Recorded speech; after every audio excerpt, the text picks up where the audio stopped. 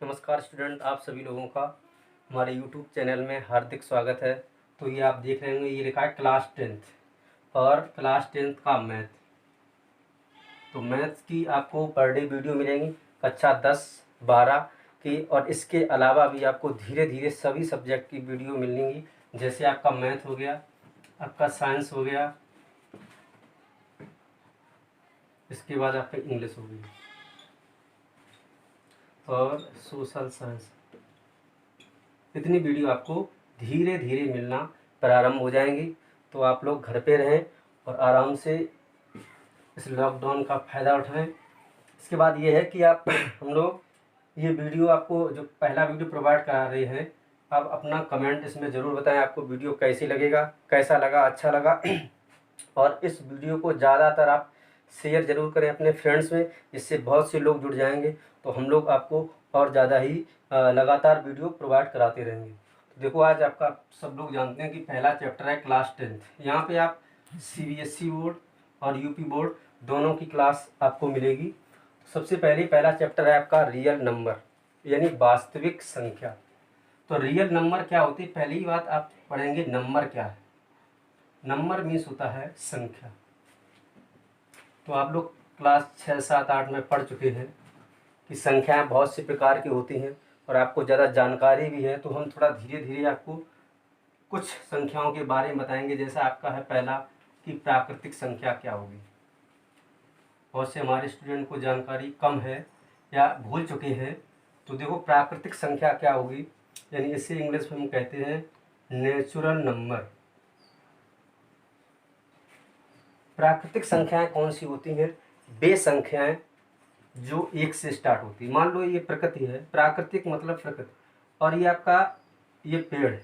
आप ये कहोगे एक पेड़ है, दो पेड़ है, एक आदमी है, एक गाय है, लेकिन कभी ये नहीं कहा जीरो है। यानी प्रकृति में कोई भी चीज़ शून्य नहीं होती। तो जब शून्य नहीं होती तो प्राकृतिक संख्या शून्य से स्टार्ट नहीं होगी। यानी प्राकृतिक संख्या आपकी एक से स्टार्ट होती है, 1, 2, 3 dot dot dot dot dot. आपसे यहाँ क्वेश्चन पूछेगा नहीं, फिर भी सबसे छोटी प्राकृतिक संख्या आपकी कितनी है? 1। और सबसे बड़ी प्राकृतिक संख्या पूछे तो आप निकाल नहीं सकते, कुछ भी हो सकती है। इसके बाद दूसरा है आपका पूर्ण संख्या। पूर्ण संख्या, इसकी पूर्ण संख्या यानी होल नंबर। होल नंबर, पूर्ण संख्या आपकी कहाँ से स्टार्ट होगी? पूर्ण संख्या आपकी 0 से स्टार्ट होती है। 0, 1, 2, 3, 4 और डॉट डॉट डॉट जितनी भी संख्या होती हैं वो आपकी पूर्ण संख्या होगी। ठीक है। पूर्ण संख्या और पूर्णांक में बहुत अंतर है। तो पूर्ण संख्या कहाँ से स्टार्ट होगी? आपकी 0 से स्टार्ट होगी। तो आप कह सकते हैं यहाँ से दो पॉइंट निकल सकते हैं कि क्या सभी जो प्राकृतिक संख्या होती है, क्या सभी प्राकृतिक संख्याएं पूर्ण संख्या होगी?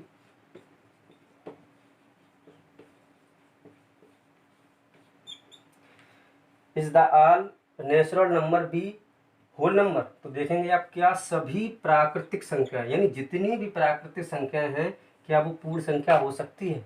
तो देखो, प्राकृतिक संख्या आपकी 1 से स्टार्ट होती है और पूर्ण संख्या में 0 भी है, लेकिन उसके बाद 1 से सभी संख्याएं। तो हम कह सकते हैं कि पूर्ण संख्या के अंतर्गत प्राकृतिक संख्या है। तो ये वाला क्वेश्चन अगर आपका आंसर आए, इसका आंसर क्या होना चाहिए आपका? यस। कि हम कह सकते हैं कि सभी प्राकृतिक संख्याएं पूर्ण संख्याएं होंगी। लेकिन दूसरा क्वेश्चन, ये क्लास 9th में क्वेश्चन है, लेकिन सभी पूर्ण संख्या ऑल द होल नंबर्स, सभी पूर्ण संख्या प्राकृतिक संख्या नहीं होगी। All the whole numbers does not natural number, प्राकृतिक संख्या नहीं होगी। उसका कारण क्या है? उसका कारण है कि सभी पूर्ण संख्या, और पूर्ण संख्या कहाँ से स्टार्ट होती है? 0 से। यानी कम से कम छोटी छोटी संख्या तो होनी चाहिए प्राकृतिक संख्या में, और छोटी छोटी ये 0 है, जबकि प्राकृतिक संख्या में सबसे छोटी 1 है। तो जब 0 इसमें शामिल नहीं है तो हम ये नहीं कह सकते हैं कि सभी पूर्ण संख्याएं प्राकृतिक संख्याएं नहीं होंगी। ठीक है। तो ये 2 क्वेश्चन आपके बन गए। इसके बाद जो हमारा चैप्टर है उस चैप्टर पर चल रही है। पहले अच्छा आपको बता दें कि परिमेय संख्या क्या होगी। परिमेय संख्या आपका क्वेश्चन है कि परिमेय संख्या क्या होगी। परमेय संख्या,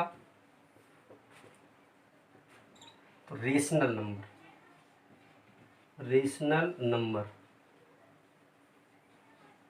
तो परमेय संख्या क्या होगी? तो परमेय संख्या होती है कि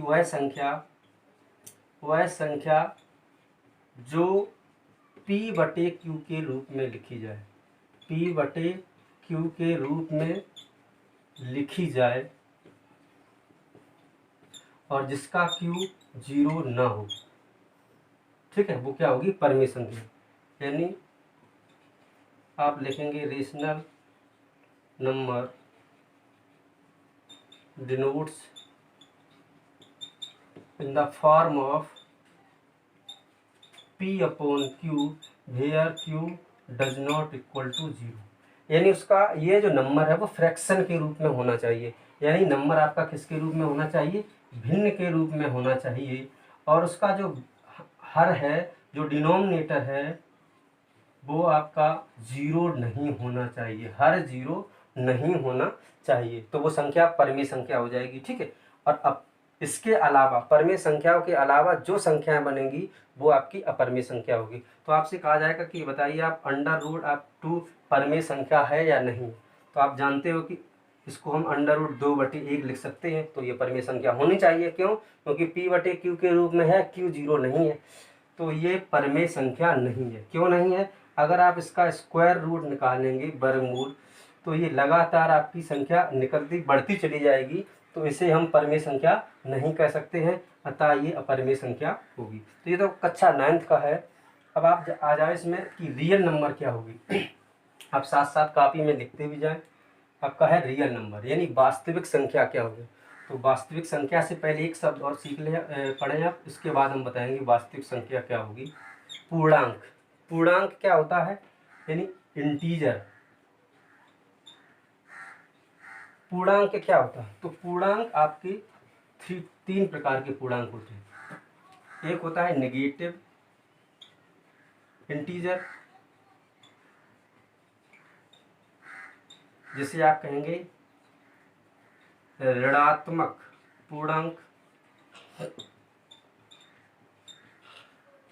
एक होता है जीरो इंटीजर,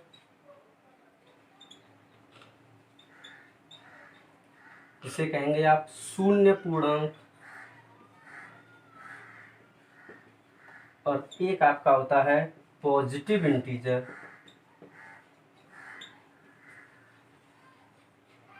यानी धनात्मक पूर्णांक। धनात्मक पूर्णांक। अब देखो, हम लिखते हैं शून्य पूर्णांक, तो शून्य हो जाए। धनात्मक पूर्णांक जैसे 1 हो गया, 2 हो गया, 3 हो गया, 4 हो गया, डॉट डॉट डॉट डॉट, जितने धनात्मक। अगर हम ऋणात्मक पूर्णांक की बात करें तो -1, -2, -3, -4 और डॉट डॉट डॉट जितने भी होंगे वो आपके ऋणात्मक पूर्णांक होंगे। अब यहाँ से क्वेश्चन बहुत से बन सकते हैं कि बताइए 0 आपकी परमेय संख्या होगी या नहीं होगी। तो 0 आपकी परमेय संख्या होगी, ठीक है। दूसरा क्वेश्चन ये बन सकता है कि क्या सभी पूर्णांक परमेय संख्या होंगे। तो सभी पूर्णांक परमेय संख्या होंगे, तो सभी पूर्णांक परमेय संख्या होंगे या नहीं होंगे, इसको देखो। तो सभी पूर्णांक परमेय संख्या का मतलब हो गया कि ये 1, 2, 3, 4 इन सबके बटे आप 1 लिख सकते हैं। तो जितने भी पूर्णांक होते, चाहे वो धनात्मक पूर्णांक हो, चाहे वो ऋणात्मक पूर्णांक हो, और चाहे शून्य पूर्णांक हो, सबके सब आपके परमेय संख्या होंगे, ठीक है। तो चलो, अब इसके बाद आपसे पूछा जा सकता है कि सभी पूर्णांक परमेय संख्या होंगे।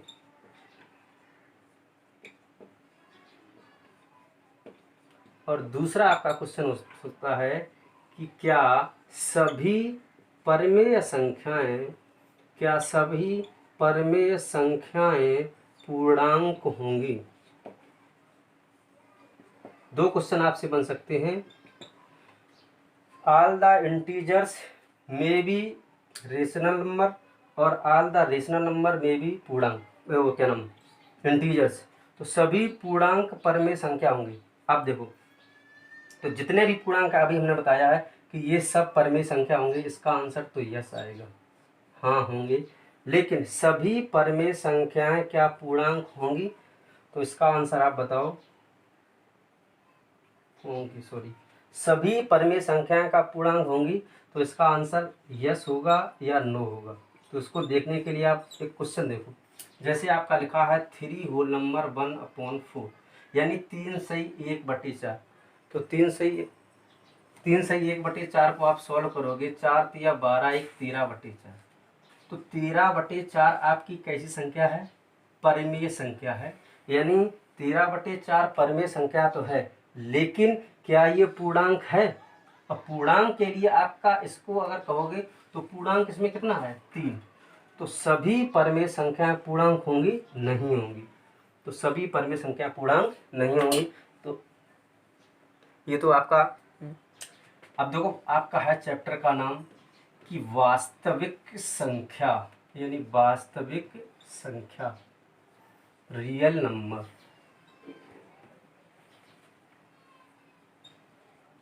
वास्तविक संख्या क्या होगी? तो संख्या अगर हम क्लास 10 इंटर की बात करें तो दो प्रकार से संख्या वहाँ पढ़ाई जाती हैं। एक आपकी पढ़ाई जाती है कि वास्तविक संख्या, और दूसरा आपका पढ़ाया जाता है काल्पनिक संख्या।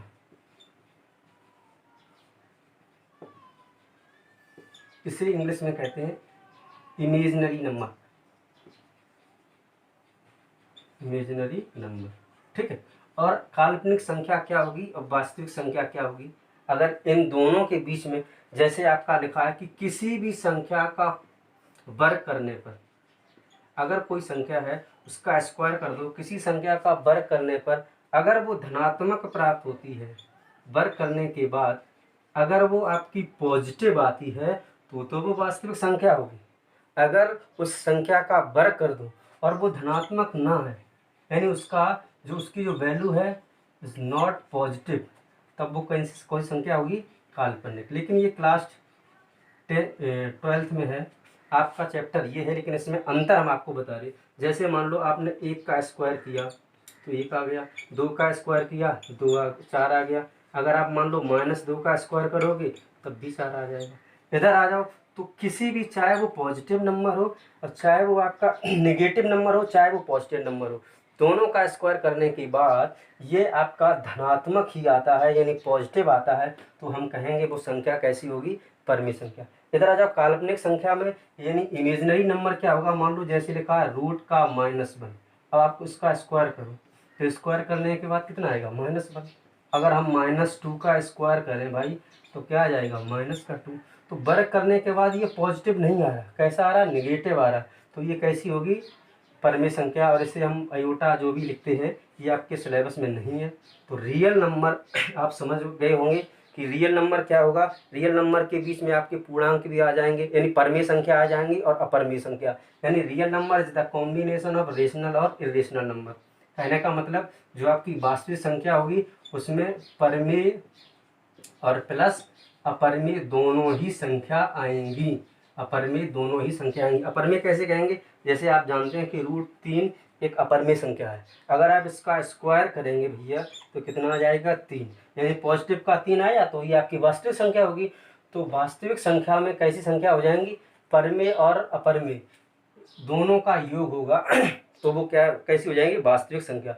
और परिमेय संख्या हम बता चुके हैं आपको कि जो आपकी P/Q के रूप में हो जाएंगी। यहीं पे बता चुके सभी प्राकृतिक संख्याएं, सभी होल नंबर और सभी पूर्ण संख्याएं ये परिमेय संख्याएं होती हैं। तो शायद आप समझ गए होंगे वास्तविक संख्या क्या होगी। वास्तविक संख्या यानी real number is the combination of rational और इरेशनल नंबर। यानी वास्तविक संख्या वह संख्या है जो परिमेय तथा अपरिमेय का योग होगा। अब आपका पहला चैप्टर है यूक्लिड थ्योरम, यूक्लिड एल्गोरिथम, ठीक है। तो यूक्लिड एल्गोरिथम से संबंधित कुछ क्वेश्चंस हैं जिनको हम कराएंगे। तो आज के लिए इतना ही रखते हैं। आप लोगों को क्या करना है, इस वीडियो को कम से कम अपने 10 दोस्तों के साथ जो क्लास 10th में या 12th में पढ़ते हैं उनको शेयर करना है, और शेयर करेंगे फिर हम आपको कल से चैप्टर स्टार्ट करेंगे। तो धन्यवाद देखने के लिए।